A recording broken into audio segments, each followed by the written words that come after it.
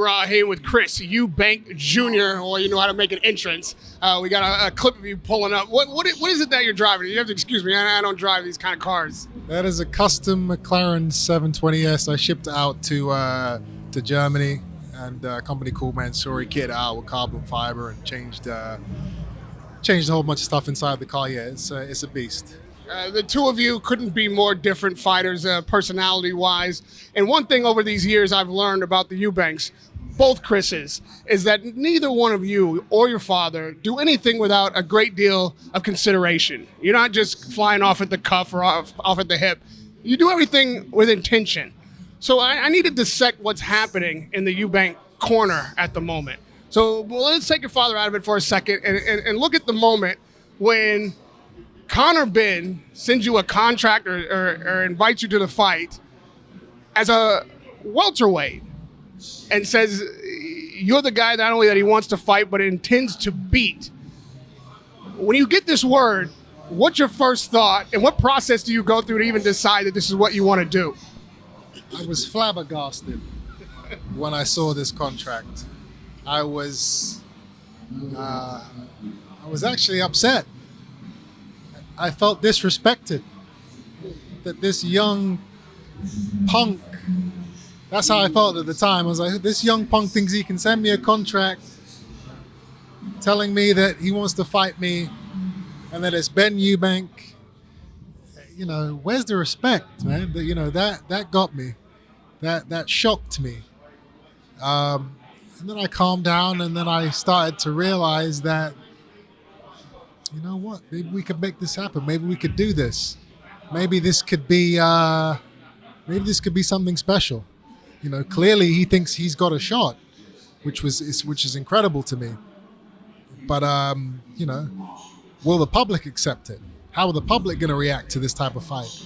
And as we've seen, this is become huge. So yeah, it's exciting stuff. Now, as you've said, and I think it's not arguable, on paper, this should be a mismatch. We're talking about a 147-pounder coming up 10 pounds. You're coming down 3. I'm not saying that's not nothing, but you fight at 160. So losing that 3 pounds may not be the same challenge as coming up 10. You've got more, or at least as many knockouts as he has fights. Where is the challenge for you in this fight? It is a mismatch. There is no challenge. I'm going to go in there and I'm going to teach this young pup a lesson. There's nothing he can do or say or show me that I haven't seen a million times before over the last 10 years. Whereas on the flip side, when that bell goes and I start attacking him, he's never going to have experienced anything like what he's going to come under. The firepower, the speed, the combination punching, the technique, the experience. He's never done anything like this. I believe it's going to be too much for him. But you know, the crazy thing is that a lot of people in the industry, respected people, fighters, trainers, they're giving this kid a shot. They're giving him more than a shot. I saw Sean Porter say the other day that he's going to be Conor's going to be too strong and too fast and too explosive for me. You know, and he's not the only one. There's experienced, respected people in the sport of boxing that are giving this kid a lot of credit. So I don't know. Maybe I'm not seeing the danger. Maybe I'm not seeing the caliber that some of these guys are seeing. And if that's true, then I'm going to be in for a big shock on the night. What would you have said to Sean Porter and the others had you been in the room when they said that? I mean, listen, all I can do is just laugh. You know, I chuckle. Each and every time I see these guys, you know, saying this type of stuff, it just makes me laugh, you know. But you know, everyone's going to see why. Everyone's going to see why I'm so confident, why I'm saying the things I'm saying in a couple of days. Some people credit him with his intention and commitment and sheer desire. Like, will is going to be the difference in the fight. Like, he wants to win so badly. He's completely focused on you, and that can make the difference on the day. your experience in the ring and knowing what it is to will yourself through a very tough moment. You've done it. Is that a factor? Do you consider that a possible threat? It plays a part, definitely. If you want something as bad as you breathe, then yeah, it will help. It will play a certain part. It will play a certain role in your performance, but it's just not going to be enough. There are plenty of guys who dream of doing things in the ring, who want so much to beat the guy that's in front of them. But if you haven't served your time, if you haven't done the things that you're supposed to do, you can't beat a superior fighter. And he just hasn't done those things yet. Now you'll have to indulge me because I want to walk you back now to the beginning and sharing this moment with your father. I know you guys are close. This contract comes in. You're insulted of all things. You share with Senior the challenge that's been made to you. What's his immediate initial reaction? He told me he doesn't want me to take the fight. He wanted me to wait. He wanted me to wait till next year. Immediately he said that. I don't know if it was immediately.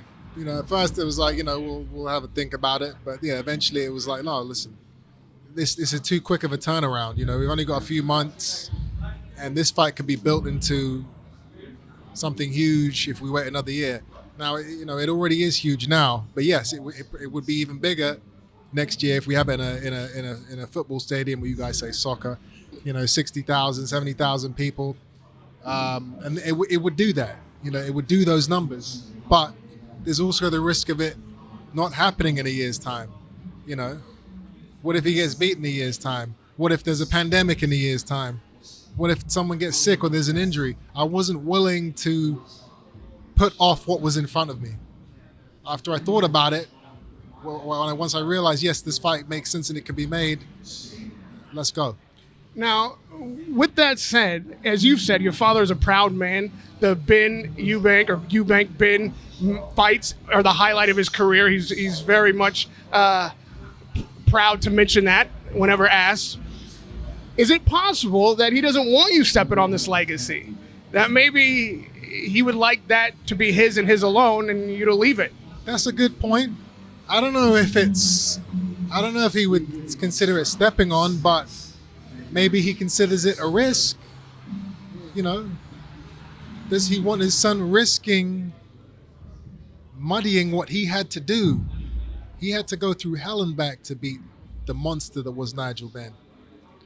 He had to kill himself to do that. Nobody gave him a shot. So does he want me coming in there, underperforming, God forbid losing, and then muddying and disrespecting everything that he had to do? Because that's what it would be. Even in winning, though, you would be, in making it look easy, might take away from what his accomplishments were in his generation, and then you become the focus of the Eubank-Ben rivalry. I don't think he's ever been that type of person. He's always wanted the best for me. He's always wanted me to succeed and even be better than him. So I don't see that as a reason for him not wanting the fight to happen. So what do you make of this boycott Eubank-Ben? I don't know. I didn't hear him say that. And if he did say it, listen, he's in a very emotional state right now. We've been through a lot over the last year. We lost Seb. And he doesn't want to risk anything. He just doesn't. But yeah, I didn't hear him say that. So. And lastly, I will let you go, but if you're not yet on good terms with this fight and he's not yet in your corner, he's even asking to boycott it, you're not speaking, is there something you'd like to say to him? We're a few days away from the fight that either might get him into your corner or at least put his mind at ease. I always take care of business. I always do what I say I'm going to do, and I will make him proud. Well, we look forward to that Saturday night. As boxing fans go, you make us proud all the time. It's a pleasure to watch you work always. Happy to be over for this fight. Radio Rahim with Chris Eubank Jr.